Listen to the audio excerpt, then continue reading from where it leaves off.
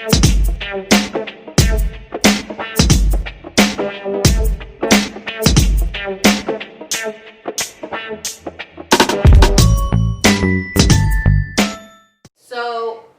whitewashing, a very big problem in Hollywood. Basically, it's taking a character from book, comic book, or whatever, and when you're putting it onto the big screen, that character all of a sudden is white.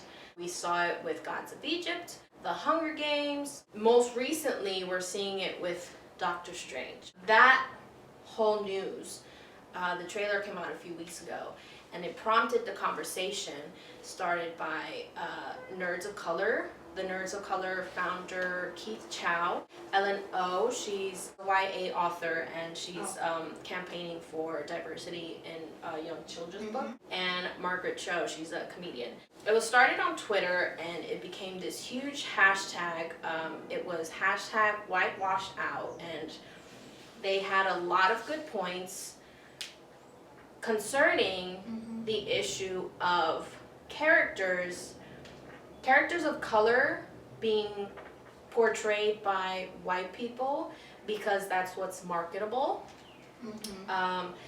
And just this general idea of white being colorblind. White is the most relatable race, I guess, for lack of a better term. Like the default. It is the default. White is default. And anything other than that, people won't be able to relate to it. Or white people won't be able to relate to it. And I think Keith Chow had a really great quote that you have for us. I really resonated with this quote when he said, being an Asian American person, I've spent my entire life identifying with non-Asian people. And I want to tell white moviegoers, it's not that hard to see a person of your ethnicity and identify with that. We've been doing it for years. So I always talk about Amy Poehler, and I love her, but she's white, and it's great. But I identify with her character because I can't find a Leslie Knope on TV that says things like "coño." Like I want that, and I do relate to a lot of because I have nothing else to relate to. In and of itself, it's not a problem to see, a white character like Leslie Knope and say, I identify so much with you. The issue is that there's only white Leslie Knopes to relate to. If the story is good enough, your character can be any color you want them to be. And it won't be this big of a deal, but for us, it would be. It would make us so happy. So Ghost in the Shell, Scarlett Johansson was cast as the main character, and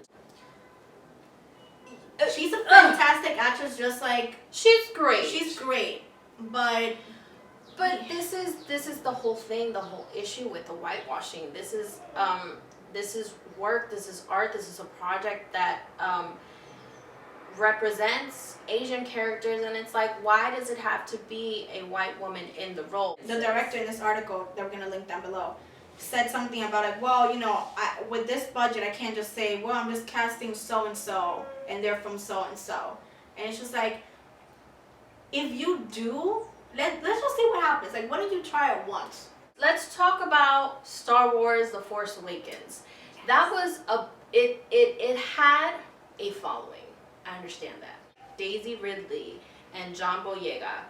As far as I'm concerned, I barely had heard of those actors. And that shit broke the box office, and it did really, really well. So that's not a viable excuse. You guys should definitely check out hashtag #whitewashout on Twitter. People were having just very great conversations about it and making very valid points that at some point Hollywood needs to listen to. They're not going to have any choice. I think it's very important for us to speak with our pockets as well. Right. I was thinking of okay, maybe I should just boycott these all white movies, but then it's I don't want to do that because then there's these other great actresses. That's great that there's a movie that just has white. That's fine, but there should be more diversity. And again, it's not that we're taking over,